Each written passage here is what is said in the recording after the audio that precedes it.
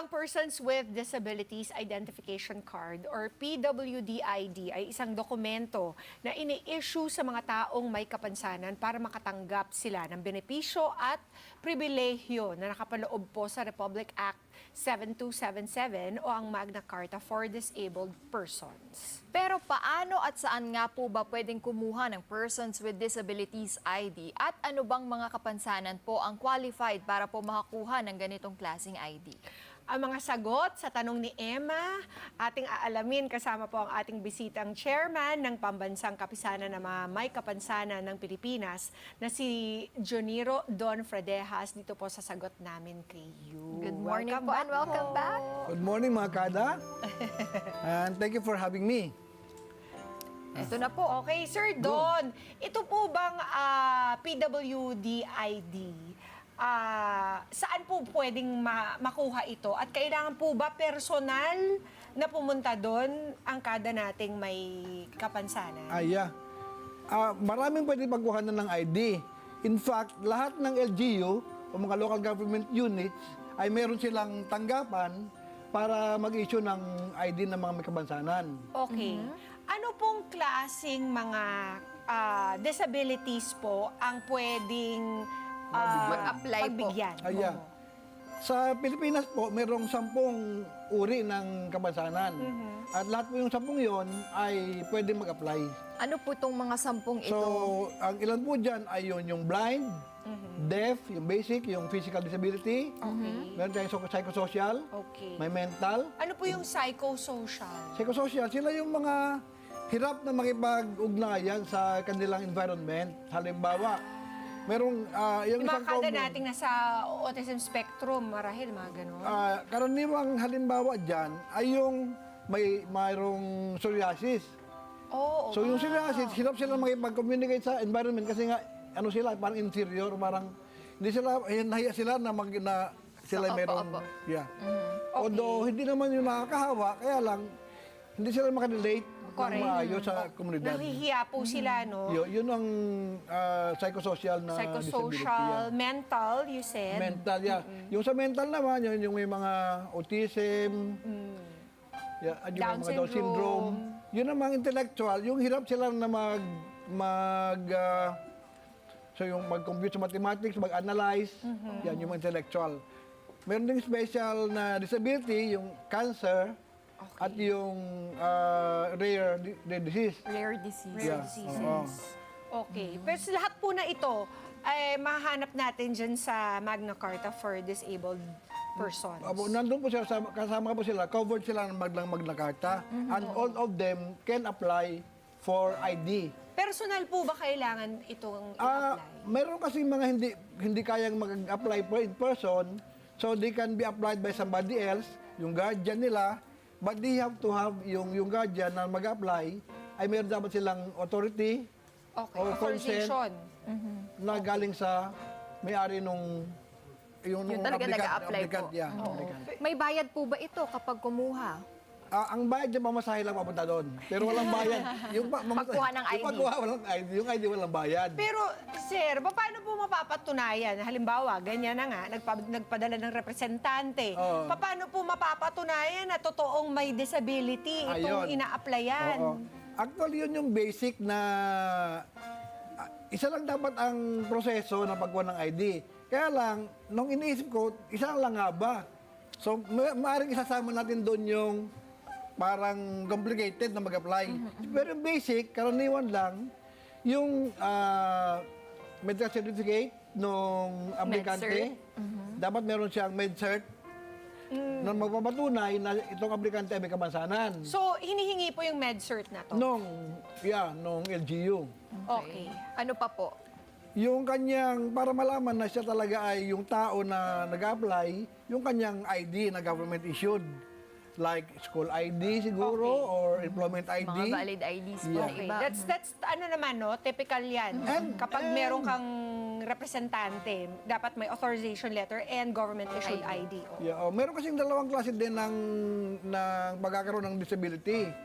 Yung inborn na pinanganakan na may disability at yun namang acquired na stroke, yung accident, Magkaiba pa po yung ID matatanggap Hindi niya? parehas lang naman, kaya lang yung pinagmumulan nila ng disability, nag-iba. So, kaya nga mayroong aplikante na bata pa may ID na. Yung iba naman nag-apply, may edad na.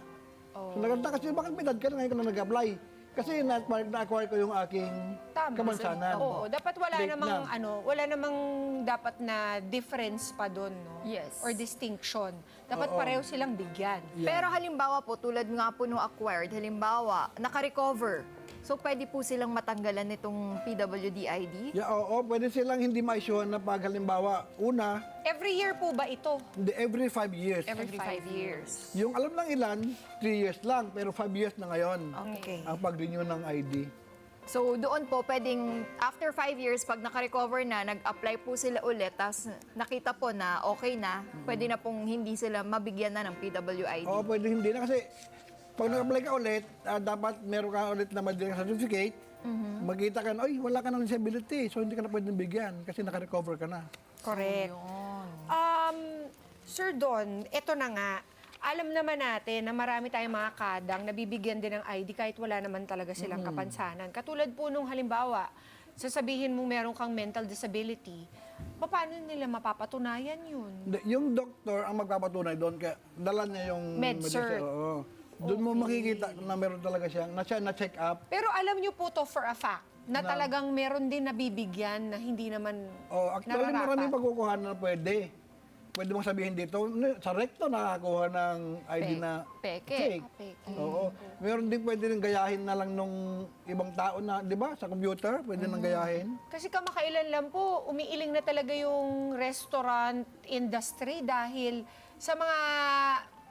sa halagang kinakailangan nilang Yun. ibigay Actually, na diskwento. Lugi sila kasi nga, pag yung ID na kanilang bigyan ng discount ay fake, hindi yun mabibigyan ng BIR ng rebate o credit. Hindi magka-credit yung kanilang Nare-remit pa pala nila yung diskwentong yon. Yes, nakukuha nila yun sa BIR.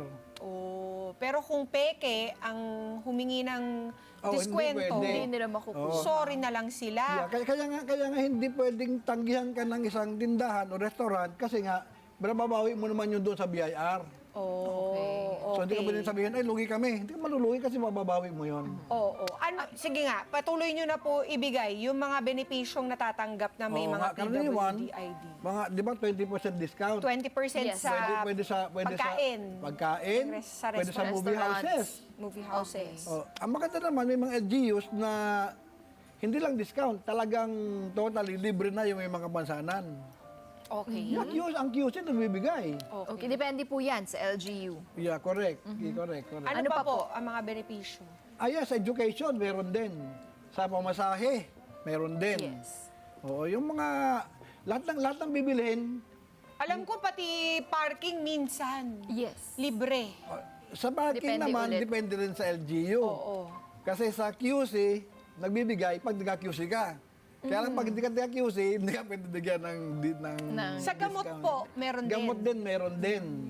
So marami may mga listahan ng discounted products na pwede ka maka-avail ng discounts. So, kung ako po, alam ba, PWD ako, hindi ako sigurado, i-present ako na lang. Every transaction I have, I-present mo yung ID. i-present yung ID at tignan natin Yeah. kung anong Pero benepisyo almost ang all pwede. naman ay merong discount, na binibigay. At kapag tumanggi, kanino tayo Magsusumbong. Pwede po doon sa local government na nag-issue ng ID, doon ka mag-complain sa local government. Paano natin Involved. patutunayan yon, sir? Di ba, meron kong ID, sinabi, tinanggihan ako ng restaurant na to. Oh. And then they will write a letter doon sa restaurant, itong tao ito nagko-complain sa inyo, can you come and explain kung bakit mo tinanggihan? May process ng pag-complain. Siguro, i-save niyo yung mga resibo, no? Kasi makikita naman Yung doon, tama, no? yung una, discount. hindi. Sa resibo, makita mo na hindi kami bigyan ng discount. Sabi niyo po Pwede yun. kanina, Sir Don, sa LGU po pwedeng kumuha nitong PWID. Meron na po ba tayo yung mas malapit, halimbawa sa mga barangay, para po mas malapit Yeah, sa may mga mga kada barangay din natin? na authorized na mag-issue ng ID ng may kapansanan. Meron Pwede din po. rin yun. Pero depende po ba yan? Hindi po ba lahat ng barangay pwede pong mag-issue O hindi lahat niyan? ng barangay kasi nga mas preferred kasi ng government na ang mag-issue talaga ay yung LGU. LGU. Yung munisipyo, yung city. Yeah. Sir Don, kung nakakalimutan ng isang kada nating may disability ang kanilang ID, pero obvious naman na meron yeah. talaga siyang kapansanan. At magandang tanong yan. Una sa lahat, huwag niyo kalimutan po yung gamot ninyo para hindi kayo makalimot. Okay. So, kailangan bawal makalimot. Kasi una sa lahat, paano malalaman nung tindahan na ikaw nga ay, unless ikaw ay apparent Unless obvious na, nga. Obvious Oo, po. halimbawa, Paano obvious? wala talagang site. O o kung wala, yun, kung obvious ka, hindi mo na kailangan na sabi. Kaya lang Pwede bang sabihin- Pwede pong tanggihan, you know why? Oh. Kasi kung ako yung tindahan, Oh. and I will give you a discount, paano ko mababaw sa BIR yun? Wala naman ako katibayan ng number ng ID mo. so may punto naman sila sa ganun. Okay, they will refuse you. Yeah. Sa ngayon ba, tinatanggap po ba yung photo lang nung ID po ninyo? Kasi hindi nyo po dala yung physical yung ID. card. So, pero may picture po kayo sa phone. Tinatanggap po ba yun ngayon? Yep, pwede naman pwede makita yung bata back to back, makikita naman yun. Kasi kailangan po nila Nabe-verify doon naman, yung nabe-verify. number, no? Okay. Yun, at nabe-verify least. na. So, yun na po yung kailangan yung gawin mga kada. Picturean nyo na po yung inyong mga ID, front and back po ng inyong ID. Pero marami Kasi yung po, cellphone nyo, hindi nyo makakalimutan for sure. pero po, kaya lang po, pero mga restaurant talagang ayaw gusto nila yung physical ID dapat. Hala. talaga. So, pag tinanggihan ka, wala ka rin namang Magagawa. gagawa kasi wala kang ID. So, again po, bawal po makalimot na uminom ng gamot. Para hindi makalimot. Para hindi makalimot. Opo.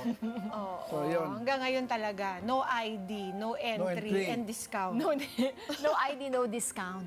May mga Oo. ganun eh. Kaya, Sir Don, maraming salamat po. Kapag meron pong nakitang halimbawa, nag-violate, isang tao, isang kada nating, sa tingin naman natin, wala Violate. namang kapansanan. Pero kung kumukolekta ng Benepisyo. benepisyo, saan po ba pwede?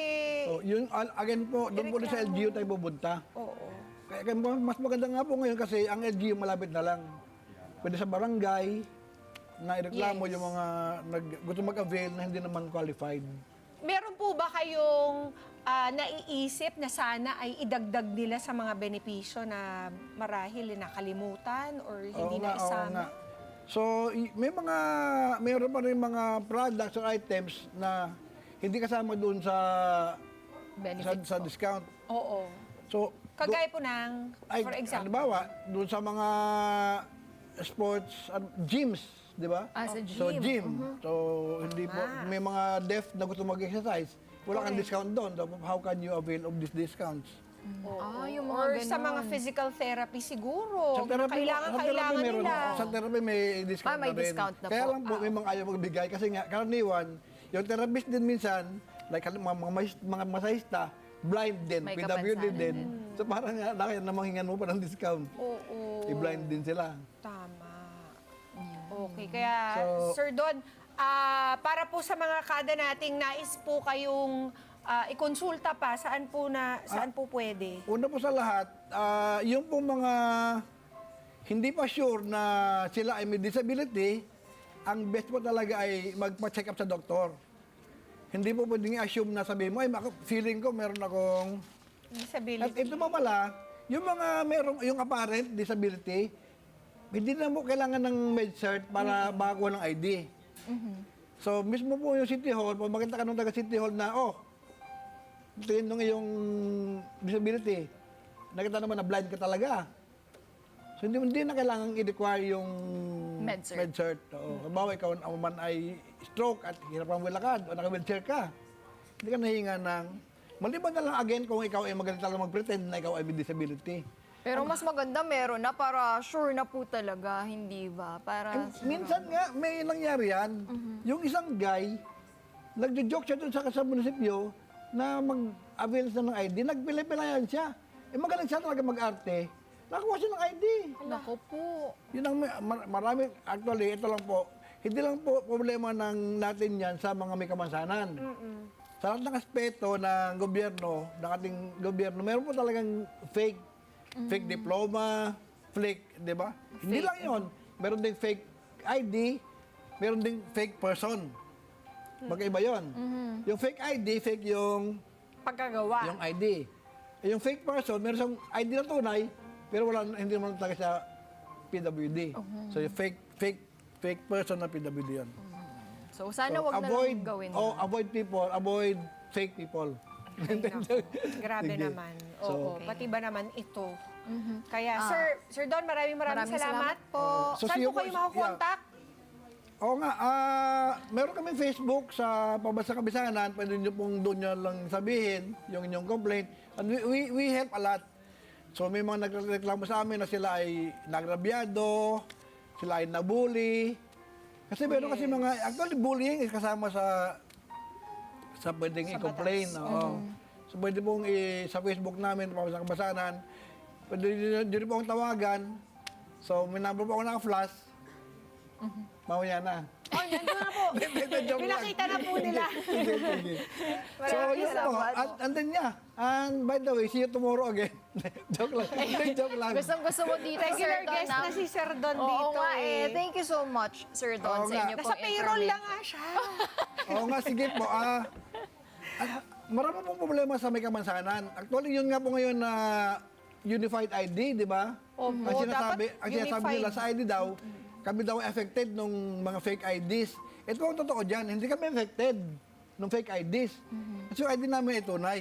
Correct. Okay? Ang affected ng fake IDs, yung mga businesses. Tama. Yeah. Correct. Kaya So, mga kada, tandaan po natin, ang PWD-ID ay pribilehiyong nararapat lamang para sa mga persons with disabilities at hindi persons pretending to have disabilities. Huwag po nating abusuhin ang privilege na yon para lamang maka-avail ng diskwento. Tayo nga po dapat ay tumulong pa dito sa mga taong ito. Huwag nating kunin pa yung mga benepisyo nila, hindi po ba? Kaya ibigay na po natin yung mga nararapat na benepisyo para po sa mga kababayan nating may persons with disabilities. Mga Kanet 25, this is Pia Guanyamago. For more Kada Umaga updates, please click the subscribe button and follow us on Net25 social media pages at Net25 TV and at Net25 Entertainment Facebook page. See you guys. Bye!